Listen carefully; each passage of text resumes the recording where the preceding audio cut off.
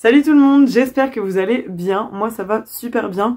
On se retrouve aujourd'hui pour ce dernier jour du mois d'août. Je fais des tests en ce moment pour voir si je poste plutôt le samedi ou le dimanche parce que j'ai toujours posté le samedi depuis presque 10 ans et je veux voir si le dimanche c'est peut-être pas plutôt mieux. Donc n'hésitez pas à me dire en commentaire ce que vous en pensez. Aujourd'hui on se retrouve pour le bilan lecture de cet été, donc des mois de juillet et d'août. On est sur un bilan de 11 livres, donc il y a 5 mangas et 6 romans, ce qui est plutôt un bon ratio je trouve pour cet été. Je suis quand même assez contente de ce que j'ai lu. Je vais faire en fonction de comme ça vient parce que j'ai la pile sur mes genoux et ça m'évite du coup de tout bouger dans tous les sens. N'hésitez pas également à suivre mon compte Instagram SoLecture qui sera également mis en barre d'infos si j'oublie pas de le mettre, puisque je pense que avec le temps les vidéos bilan lecture vont peut-être disparaître pour laisser place à uniquement des posts sur Insta. Donc n'oubliez pas d'aller le suivre, ça me ferait extrêmement plaisir. Donc c'est parti, on y va, on commence. Et du coup on termine le mois d'août ensemble, puisque dès demain on sera au mois de septembre. Et du coup qui dit septembre dit retour de l'année scolaire, dit nouvelle vidéo. Donc on y va, c'est parti. Premier roman que j'ai dans les mains, c'est le roman Jamais plus de Colleen Hoover, qui est donc mon premier livre de Colleen Hoover, que j'ai trouvé en édition collector. Je suis trop contente sur Vinted. Je crois que je l'avais payé genre un truc comme 2 ou 3 euros, je ne sais plus. J'étais vraiment contente de le trouver à ce prix-là. Normalement, c'est un qui est à 10 euros, mais comme il n'est plus commercialisé, il est quand même vendu assez cher. Je l'ai acheté parce que j'avais vu le film il y a 2 ans, je crois. Il est sorti il y a 2 ans, le film, non? 1 an ou 2. Et j'avais beaucoup apprécié le film, donc j'ai voulu lire le roman. Donc vous allez suivre Lily Blossom, qui est une jeune fille qui a eu une enfance assez compliquée, qui a eu un père violent et une mère qui était assez soumise du coup avec le père violent. Cette jeune fille donc a grandi dans cette ambiance-là et on a aussi des petits flashbacks entre ce qui s'est passé durant son adolescence avec un amour d'adolescence et le présent, puisqu'elle va faire la rencontre d'un homme dont je n'ai plus le nom. Ryle, c'est ça, elle va faire la rencontre de Ryle qui est très charmant, qui travaille en médecine et tout, enfin voilà. Et bien sûr, il va y avoir une histoire d'amour, il va y avoir des thèmes assez adulte je trouve, dans le sens où on a une réflexion sur la violence conjugale, sur comment on peut aimer quelqu'un, qu'est-ce qu'on peut pardonner, qu'est-ce qu'on ne peut pas pardonner, enfin bref, voilà. Il est hyper fidèle, enfin le film est hyper fidèle au roman, genre clairement quand je lisais le livre, je me disais ah oui c'est vrai dans le film c'était comme ça, ah oui c'était comme ça, donc ça me laissait moins d'imagination parce que du coup j'avais déjà les images du film, mais je l'ai vraiment apprécié autant que le film, genre vraiment j'adore. Si un jour je peux me trouver le coffret du film en steelbook ou un truc comme ça, je l'achèterai carrément parce que j'ai adoré et c'était une très belle histoire. Il y a une suite qui s'appelle donc là c'est Jamais plus et l'autre c'est Jamais plus. L'autre, je ne sais plus ce que c'est. Il est dans ma pile à lire là-bas, mais il est trop loin, donc j'arrive pas à le lire. Que j'ai également trouvé en édition collector, donc je suis trop contente. Je pense que je vais le lire avant la fin de l'année pour enfin connaître la suite, parce que du coup, j'ai relu celui-là, même si j'avais vu le film pour pouvoir lire la suite. C'est aussi pour ça que je l'ai acheté, du coup. Et j'ai vraiment aimé. Donc si jamais vous aimez Colleen Hoover, même si c'est de la new romance, ça reste quand même une romance assez psychologique. Si vous aimez cette autrice, je pense que vous allez l'aimer. Si vous voulez découvrir l'autrice, c'est un très bon livre pour commencer, je trouve. Voilà. Même si c'est de la new romance, c'est pas dans le too much, dans le niais ou quoi que ce soit. C'est vraiment pas mal. Donc, très bonne lecture. Ça, je mettrai un 5 sur 5 sans hésiter. Ensuite, alors ça c'est un livre, je m'en rappelle, je l'avais pris avec moi en vacances à Madrid et je l'ai terminé en revenant de Madrid parce que c'était un gros livre. C'est un livre de Liane Moriarty, 9 parfaits étrangers, que j'avais trouvé en poche. Je me rappelle plus très bien de l'histoire parce que je l'ai pas trop aimé, enfin... Oui et non, si je devais lui mettre une note, ce serait entre 2,5 et 3 sur 5, donc c'est quand même pas mauvais. Mais vous allez suivre 9 personnes, puisque forcément c'est écrit 9 parfaits étrangers, qui ont réservé un séjour donc à Tranquillum House, qui est une station thermale qui leur promet, grâce à une approche exceptionnelle et unique, une métamorphose complètement mentale et physique. Et ils sont complètement coupés du monde extérieur, pas de téléphone, voilà. Au début, ils doivent même pas avoir de contact entre eux, enfin voilà, c'est assez particulier. Mais en fait, au fur et à mesure de la cure... il y a de la méditation, il y a du tai chi, il y a des techniques pour se maintenir en forme, sans stress, etc. En fait, au fur et à mesure, il y a des secrets qui vont émerger, il y a des liens qui vont quand même se créer, et la cure n'est pas vraiment celle qu'ils attendaient, et il y a tout un dénouement auquel je ne m'attendais pas, mais c'était plutôt pas mal. Je vois qu'à la fin, à l'arrière de la 4e de couverture, c'est écrit...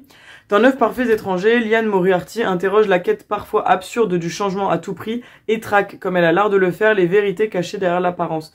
Donc, c'est vrai que c'est ça critique aussi d'une certaine manière certains livres de développement personnel ou certains gourous de développement personnel qui sont dans le too much, parce qu'il y a développement personnel et développement personnel bien sûr, mais c'était sympa, mais c'est pas le livre que j'ai le plus aimé. Je pense que je vais quand même le garder dans ma bibliothèque parce que il était cool, mais il était long, hein. Je crois qu'il y avait genre 700 pages, ouais 670 pages, c'est pour ça que j'ai mis beaucoup de temps à le lire, mais ça n'a pas été un gros coup de cœur pour moi. Alors je crois que cette autrice fait d'autres livres, mais pour l'instant ça ne m'a pas trop motivé à en lire d'autres, donc si jamais vous la connaissez, n'hésitez pas à me dire si vous avez lu soit ce livre ou d'autres.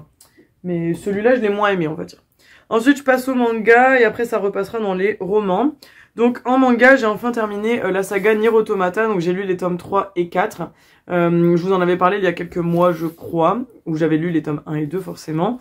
Donc là, j'ai terminé puisque c'est une série qui est en 4 volumes, forcément. Et j'ai compris, en lisant ces mangas, que en fait, ces mangas servent un peu de préquel au jeu vidéo Nier Automata du même nom, dans ce fait. Et vous avez tout un développement à propos des androïdes là et de 2B, puisque finalement 2B, on se rend compte que elle arrive dans le jeu vidéo, mais on comprend mieux pourquoi avec ces mangas-là. Donc j'avais beaucoup aimé cette série de mangas en 4 mangas, comme je vous ai dit, c'est vite terminé, donc c'est cool. Et l'histoire est bien, donc si jamais vous aimez le jeu vidéo, ça peut vous plaire. Si vous ne connaissez pas, n'hésitez pas à tenter. Si vous êtes branché un peu SF, ça peut vous plaire.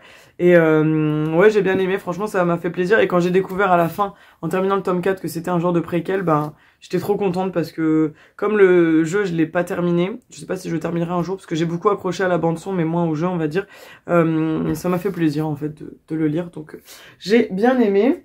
Et ensuite les 3 autres mangas qu'il me reste, c'est de la même saga aussi, donc c'est Orange, les tomes 1, 2, 3 que j'avais eu par Amandine dans mon swap.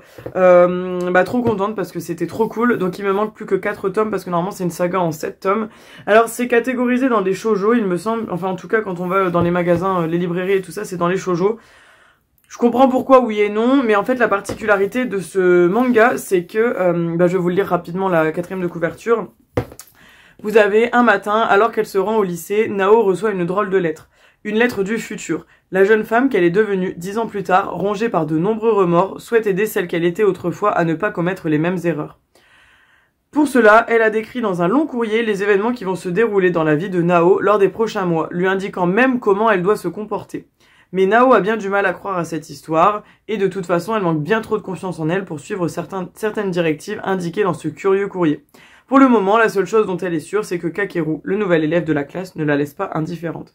Donc, on vous indique à l'arrière que c'est de la science-fiction, de la poésie et de la romance. C'est vrai que c'est assez sympa. Franchement, j'ai beaucoup accroché à cette histoire de la jeune fille qui reçoit une lettre d'elle d'il y a 10 ans, enfin, qui est du coup 10 ans plus tard, mais pour elle, c'était elle d'il y a 10 ans, où elle lui demande comment se comporter, parce qu'en fait, il y a un événement qui va arriver que je ne peux pas vous spoiler, parce que sinon ça va vous spoiler toute l'histoire. Mais il y a un événement qui arrive et, comment vous dire, elle a beaucoup de regrets, la Nao du futur, et elle souhaiterait changer ça, donc elle demande à la Nao du livre, du coup, de changer certains choix pour que y a des choses qui changent et que le futur soit changé aussi par la suite. Et donc j'ai lu les 3 premiers tomes, on a une belle évolution, j'aime beaucoup l'histoire, et je suis hyper attachée aux personnages, je les trouve quand même bien développés. La romance elle est sous-jacente, ça va, c'est léger, et elle finit quand même par croire la personne qui lui envoie la lettre, du coup, puisque c'est elle-même, elle finit par le croire en constatant qu'il y a des événements qui arrivent effectivement, et du coup il y a certaines directives qu'elle va faire ou changer, mais peut-être pas forcément de la façon dont elle l'aurait voulu elle dans le futur. Enfin franchement c'est hyper intéressant. J'ai vu que sur Crunchyroll il y avait également un animé, donc j'attends de terminer le manga papier avant de le regarder, mais j'ai pour projet de le regarder parce que ça m'intrigue de voir un peu comment ils ont mis ça en animé, mais j'ai beaucoup aimé et j'ai hâte d'aller dans une librairie m'acheter les 4 autres tomes, et je suis très contente Amandine que tu m'aies fait découvrir ce manga parce que tu en avais parlé dans les bilans lecture que tu fais. Je m'étais dit que ça pouvait être cool, mais j'avoue que j'avais un peu pas trop le courage de commencer, donc tu m'as motivée à le faire et je suis hyper contente, je suis hyper vraiment ouais, c'était vraiment une belle découverte, donc c'est cool. J'avance tout doucement dans les livres que tu m'as achetés du coup, parce que j'ai lu le Karen Pont gros sur le cœur, je crois que j'ai présenté en juin. Là j'ai lu ça. Pour l'instant je fais une petite pause et je lis quelques livres qui étaient déjà dans ma pile à lire et après je reprendrai. Donc non, je suis vraiment contente, c'était des belles découvertes. Ensuite, alors j'ai encore lu Un conte interdit, donc là c'est Pinocchio de Maud Royer. Donc le principe des contes interdits, ce sont des livres qui reprennent les grandes histoires de notre enfance, Chaperon Rouge, Blanche-Neige, etc., etc., mais mise sous forme gore, avec des thématiques assez spécifiques. J'avais déjà lu du coup Blanche-Neige et c'est tout. Ouais, c'est tout. J'avais lu que Blanche-Neige, que j'avais pas forcément apprécié, je vous l'avais dit dans un bilan lecture. Bah là, Pinocchio, c'est le deuxième que j'avais dans la pile à lire. Franchement, j'accroche pas à ces livres-là, hein. Je sais qu'ils font beaucoup parler d'eux, mais... Pinocchio, là, il était vraiment... Waouh. Autant Blanche-Neige, je l'avais trouvé perché, mais alors celui-là... On traîne dans des thèmes... Je sais même pas si je peux les dire sur YouTube sans être traqué. Parce que... Waouh. En gros, il y a des abus... Voilà, comment vous dire, quand le personnage de Pinocchio, parce qu'il s'appelle pas Pinocchio, il s'appelle Patrick Nocchio, mais en gros c'est Pinocchio, ment, normalement le personnage a le nez qui grandit, là je vous laisse imaginer ce qui peut grandir chez un homme. Voilà, je pense que vous avez compris. En gros il prend plaisir à mentir et du coup il y a ça qui grandit, déjà ça c'est dérangeant, il y a des histoires de meurtre, il y a des trucs, enfin c'est perché, il y a un manipulateur hyper vicieux et tout, enfin voilà, c'est compliqué. Alors Alexis avait acheté aussi 2 comptes interdits de son côté, donc il a acheté les 3 petits cochons. Du coup j'ai un petit peu peur du terme, parce que de ce fait on comprend mieux les 3 petits cochons. Je vous laisse imaginer tout ce que vous voulez pour les sous-entendus. Et Peter Pan. Donc je lui ai demandé de me les apporter. Je pense que je vais lire Peter Pan, parce que les 3 petits cochons j'en ai un petit peu peur. Et si j'accroche pas à Peter Pan, clairement je laisserai tomber les comptes interdits, parce que c'est juste pas pour moi. Je pense que certaines personnes peuvent apprécier, mais c'est juste pas mon style, c'est tout, voilà, c'est comme ça. Il y a des fois où on n'aime pas forcément les livres, et dans ce cas-là je mettrai à vendre Pinocchio et Blanche-Neige. Mais pour l'instant je garde en attendant de lire Peter Pan ou les 3 petits cochons, mais... Ouais, les comptes interdits c'est vraiment perché, et c'est pas du tout mon style. Et attention, c'est pour public averti, donc 18 ans et plus, mais vraiment, genre... Vraiment. Voilà. Ensuite, on revient sur des livres que j'ai appréciés. Il me reste 3 romans à vous parler. Donc, j'ai celui-ci dont j'ai déjà fait une revue sur Insta. Si vous me suivez sur SoLecture, je vous le rappelle. Donc, c'est de Toshikazu Kawaguchi, Tant que le café est encore chaud. Donc là, c'est le premier livre d'une saga. En fait, il y a 3 ou 4 livres actuellement, je crois. Et je l'ai trouvé en édition collector, donc je suis trop contente. Ça faisait trop longtemps que j'arrivais pas à le trouver. Et par super hasard, je l'ai trouvé au Furet du Nord de Lens, donc j'étais trop contente de le trouver. En général, quand je cherche un livre, je vais là-bas et je le trouve. Donc c'est trop cool, une belle édition collector comme ça, avec des petits chats partout, enfin c'est très mignon, j'adore. Et le but de ce livre était hyper poétique, et vous le verrez parce que j'en ai parlé sur Insta, mais en fait vous allez avoir dans une ruelle de Tokyo un café qui s'appelle Funikula, et il y a plein de légendes sur ce café, où vous avez une place attitrée dans le café, où vous pouvez retourner dans le passé, mais c'est pour quelques instants, vraiment. En fait, tant que le café est encore chaud, vous pouvez rester dans le passé, mais dès qu'il commence à refroidir, il faut à tout prix revenir dans le présent. Sinon, il peut vous arriver quelque chose, je ne vais pas vous spoiler quoi, évidemment. Mais le principe, c'est que vous retournez dans le passé, mais vous allez voir, il y a des petites choses qui diffèrent. Mais vous allez suivre 4 histoires différentes, parce que c'est divisé en 4 chapitres, donc 4 histoires de 4 personnes qui se rendent dans ce café, pour diverses raisons, variées et différentes. Et en fait, on se met à la place des personnes. Alors j'ai pas été sensible aux 4 histoires, mais quand même la plupart entre guillemets. Et on réfléchit beaucoup sur le sens des choix qu'on peut avoir dans la vie, sur ce que ça peut avoir dans le futur, sur ce qu'on peut avoir comme regret. Et ouais, ça fait réfléchir sur le sens de la vie, sur savourer chaque moment, l'instant présent et tout. Et ouais, c'était vraiment très poétique, j'ai bien aimé. Je regarderai pour trouver la suite, parce que du coup ça m'a beaucoup plu, et je vous le conseille vraiment parce qu'il est hyper original. En fait, j'en avais déjà entendu parler, mais ça m'avait pas tenté plus que ça. Et j'ai eu une collègue à moi quand je travaillais dans mon ancienne école qui m'en avait parlé, et de ce fait, bah j'ai cherché, et je suis très contente parce que j'ai beaucoup aimé. Donc je vous le recommande, si vous pouvez vous le procurer, il est vraiment chouette. Ensuite, je termine encore avec les 2 derniers, donc je vais garder le meilleur pour la fin. Je vais vous parler de Fracture de Megan Miranda. Donc c'est écrit beaucoup de choses peuvent se passer en 11 minutes. Celui-là je l'ai lu rapidement, en 6 jours je l'avais terminé, et pourtant il est assez gros. Mais il était depuis un moment dans ma pile à lire. En plus je l'avais trouvé dans un livre d'occasion, donc enfin dans un magasin d'occasion, donc il avait déjà quelques petites traces d'usure. Et il était super cool. En fait vous allez suivre Delaney, qui est une jeune fille qui va se promener sur un lac gelé avec son amie. Le lac va craquer, elle va se retrouver sous le lac, et en fait, suite à ça, elle aurait dû mourir, et en fait, ils ont réussi à la réanimer avec aucune séquelle, etc. Sauf que elle a un don, c'est que comment dire, elle est attirée par les gens qui vont mourir. Donc dès qu'une personne va mourir, elle a des fourmillements, elle a une sensation, et elle sait que les gens vont mourir et elle voudrait les aider à ça. Mais elle va rencontrer Troy qui a plus ou moins le même don qu'elle, mais lui n'a pas du tout les mêmes convictions qu'elle, et il va y avoir un peu comme pas vraiment un duel, mais un petit peu quand même entre les deux sur ce qu'ils peuvent faire et de leur don, de ce miracle, parce que ils sont tombés tous les deux dans le coma, et suite à ce coma, en fait, ils ont le même don, mais c'était pas du tout des personnes liées à la base ou quoi que ce soit. Genre Troy débarque, on sait pas d'où il sort, mais il a fait un accident des années avant. Et j'ai vraiment beaucoup aimé, franchement ça faisait longtemps qu'il était dans ma pile à lire, et je suis contente de l'avoir lu parce que il était cool. Donc voilà, en fait, vous allez suivre de l'année ressuscitée d'une noyade avec un miracle particulier où elle sent que les gens vont mourir. Tout simplement. J'ai bien aimé, je vous le recommande beaucoup parce qu'il était cool. Je sais pas si vous pouvez le trouver, il est pas si vieux je pense. Attendez, je vous dis, 2014, hein, je crois. Il y a une dizaine d'années. Avril 2014, ouais, c'est ça. Et enfin, je termine avec le dernier livre que j'ai fait en lecture commune avec Amandine de la chaîne My Nina, dont je vous ai parlé tout à l'heure, qui m'avait offert les mangas orange, et que j'ai lu également en parallèle avec ma copine Ophélie. Du coup, donc je lisais... à chaque fois, je faisais un débrief à Amandine et à ma copine Ophélie sur chaque jour et chaque lettre. Donc très contente. C'est évidemment 31 jours pour t'aimer de Sophie Jomain, que j'ai très apprécié.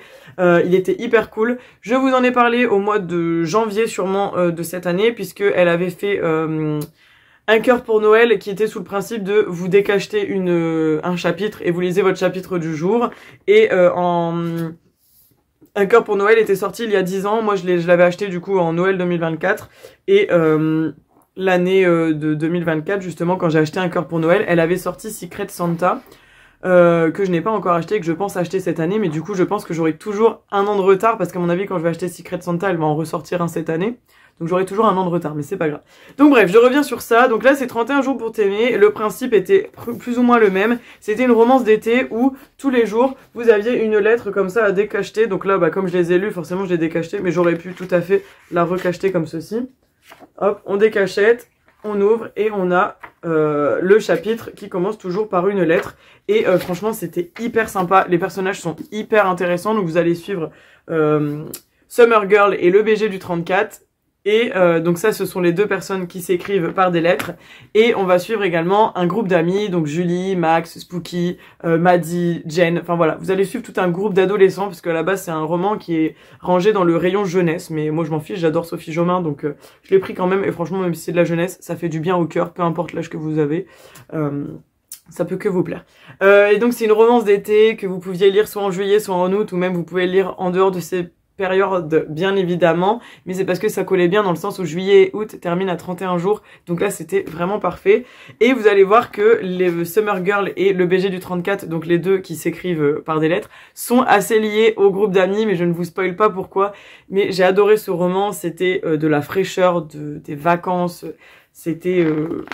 c'était rafraîchissant, voilà, c'était chouette, et ça rappelait des vibes d'adolescence, des vibes de quand on est au camping, en vacances, les amours de vacances et tout, enfin voilà, c'était trop cool, je l'ai vraiment beaucoup aimé, et j'adore ce principe de un jour ouvrir un chapitre et tout, même si j'avoue que c'est hyper compliqué de se contenir et de se dire, bon, je m'arrête là, je ne continue pas. Donc c'est pour ça que j'ai pu lire celui-là et d'autres livres en parallèle, parce que clairement je pouvais pas me satisfaire que d'un chapitre par jour, puisque j'aime énormément lire, et que là j'avais du temps pour lire, donc c'était vraiment cool. Si vous pouvez encore vous le procurer, parce que je crois qu'il est encore disponible, n'hésitez pas à l'acheter, il est vraiment chouette. Même si au pire vous voulez vous le garder pour l'été prochain, faites-le, un livre c'est intemporel, vous pouvez le lire n'importe quand. Mais j'ai adoré, en plus les lettres elles sont de deux couleurs, donc on a la jaune et on a la bleue chaque jour, en fonction de si c'est Summer Girl ou BG du 34, mais c'est trop cool, en plus c'est numéroté, c'est super beau, les lettres à chaque fois elles sont avec des fonds différents, enfin franchement j'ai adoré, ça a été mon livre coup de cœur de tout l'été, parce que bah, à chaque fois le matin je me disais vivement ce soir que je lise ma lettre et tout, parce que je la gardais pour le soir, et le soir je me disais allez ça y est c'est le moment, on lit la lettre, hop je décachetais ma lettre et puis je lisais et tout, enfin franchement j'étais trop contente, c'était un très bel achat, j'étais très contente.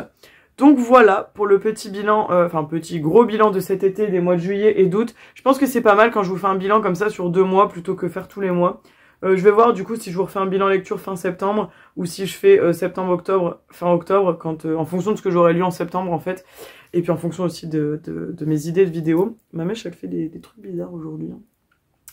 Donc voilà, bah écoutez, j'espère que cette vidéo bilan lecture vous a plu. N'hésitez pas à me dire ce que vous avez lu, vous, durant l'été, s'il y a des livres qui vous ont fait envie ici, si on a des lectures en commun ou pas. Et puis, comme je vous ai dit, n'oubliez pas de rejoindre mon Instagram sous lecture, ça me ferait extrêmement plaisir. Et comme ça, vous pouvez voir aussi petit à petit quand je vous poste des petits résumés de livres. Là, j'ai pas fait les résumés de tous les livres que j'ai lus cet été. Les mangas, je pense que je suis pas sûre que j'en parlerai, je verrai. Mais les romans, je pense que ceux que j'ai vraiment aimés, j'en parlerai. Ceux que j'ai moins aimés, je sais pas encore si je les mettrai. Peut-être quand je ferai plus les vidéos, je ferai forcément. Mais sinon, je ne sais pas. On verra. Ah bah bref, voilà, j'espère en tout cas que vous avez aimé cette vidéo, moi j'étais très contente de vous la filmer, je souhaite à tous et à toutes une bonne reprise pour le 1er septembre si vous avez des enfants ou autres, ou si vous êtes comme moi instit et que vous allez reprendre l'école du coup demain, et puis je pense que je vous ai tout dit. Donc je vous fais plein de gros bisous, prenez soin de vous, on se retrouve samedi prochain dans une autre vidéo, parce que là le mois de septembre va être riche en vidéos, j'ai eu pas mal d'idées, en plus j'ai des collabs qui arrivent, enfin bref, ça va être trop cool. Donc voilà, je vous fais des gros bisous, prenez soin de vous, à samedi prochain, ciao ciao. Et n'oubliez pas vos commentaires et vos likes et vos abonnés si vous n'êtes pas encore abonné, que vous êtes arrivé sur ma chaîne suite à cette vidéo, c'est gratuit. Allez, ciao!